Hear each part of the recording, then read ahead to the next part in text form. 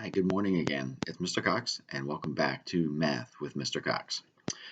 Let me reintroduce you to my helper back there, Mr. Turkey. He's going to help us a little bit today with um, not multiplying whole numbers this time, but multiplying fractions by fractions, which is what we did this week on Schoology. All right, he's ready to go. Okay, so last week we worked on multiplying whole numbers by fractions and a thing called scaling.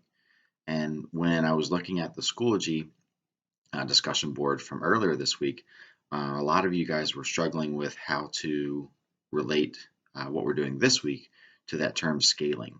All right, so let me start by showing you a little review of that because it's going to apply to what we're doing today. All right, take a look at this. All right, and what I've done here is I've taken the fraction 3/4, 4/4, and 5/4 and multiplied them all by 6. All right, and what we learned last week is for this top example here, if we multiply a whole number by a fraction that's less than 1, so 3/4 is less than 1, you should expect an answer less than 6. All right, the second example still has that 6, right? But now we're multiplying it by a fraction that is exactly equal to the number 1, right? 4/4 is 1 whole. So when you multiply 6 by 1, you get exactly 6 as your answer. It doesn't change it. All right. And then the last example here, we actually made the fraction 5/4, which hopefully you guys recognize is actually more than 1 whole. And in that case, we don't expect 6 as our answer like we started with. Instead, we're expecting the answer to be more than 6 or greater. All right, so that's what scaling says. Basically, whenever we multiply by a fraction less than 1, our answer is going to be smaller. If we multiply by a fraction that's exactly 1, we get exactly what we started with.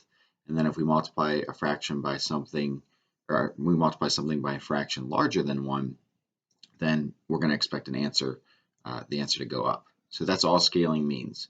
All right, so if you go back to Schoology, I replied to a lot of posts yesterday. You may want to go back and check to see what I said and kind of modify maybe what you put in there.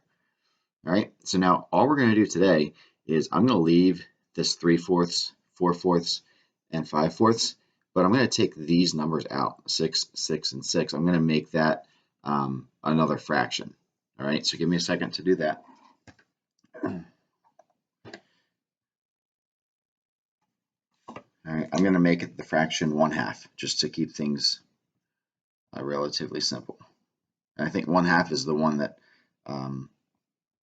you guys saw in that video yesterday before you did your Schoology post. So all I've done is made all those 6's a 1/2, which means that now our answer is not going to be less than 6. Now it's going to be less than 3/4, right? We're taking half of 3/4. Okay, now we're taking half of 4/4. Okay, so now I'm going to take this out, take this out. Okay, so there we go. I took out my 6's. All right, and now the shortcut for multiplying with fractions like this is just to multiply straight across. All right, Mr. Turkey, do we need to do anything else other than that? That's right. He reminded us again that when we're multiplying, we do not need a common denominator, which makes it a whole lot easier. Okay, that's the common denominator is only for adding and subtracting. All right, so I'm going to multiply across here 1 times 3 and 5 times 4. I'm sorry, not 5, 2 times 4. All right, so that's going to be 1 times 3 on the top is 3. 2 times 4 on the bottom is 8. There we go. So 3/8. Now, let's go back to what we thought. I erased the word less than, but basically we're expecting our answer to be less than 1/2. Remember, it was less than 6 at first, but then we changed it to 1/2. So same thing, we're multiplying by a fraction smaller than 1, so we're expecting our answer to be less than 1/2. Is 3/8 less than 1/2? Yeah. Mr. Turkey agrees. It is, because 4/8 would be exactly 1/2. All right, so I'm going to put a little check by there because it is less than 1/2, which is what we were expecting it to do based on what we knew about scaling. Now for the second one, we're expecting it to be exactly the same. We're not going to change that 1/2 at all. Okay, let's see. If I do the numerators, I do 1 times 4 to get 4. And then I do 2 times 4 to get 8. Oh, 4/8. Is 4/8, even though it's different numbers, is 4/8 still equal to 1/2? Mr. Turkey said, of course it is. All right, so yeah, 4/8 is exactly 1/2. I'm going to put a little check mark by that because it was exactly 1/2. So again, our scaling idea holds true, right?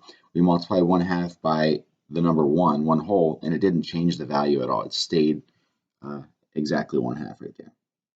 All right, last one. 1/2 times 5/4. And we're expecting it to be more than, not more than 6 anymore, but more than that value of 1/2. All right, so let's multiply across the bottom, or I'm sorry, across the top. 1 times 5 is 5. 2 times 4 is 8. All right, so I get 5/8 for that. What do you think? Is that more than 1/2? Yeah, it is, because remember, 4/8 is exactly 1/2. All right, so let me write down my little check. Check. And that was more than 1/2. So again, our scaling idea holds true for this, not only just for whole numbers like we had looked at before. Okay, so there you go. There's 1/2 times 5/4 gives us 5/8, and that is more than 1/2, which is what we were expecting when we multiply like that with our scaling idea. Okay, that's basically it for this week. So go ahead and try the extra practice that I've assigned in the same folder. And please, please, please let me know if you have questions or you need some help. You can reach me through email or through Schoology Messenger up there at the top of the screen. All right, have a nice Wednesday.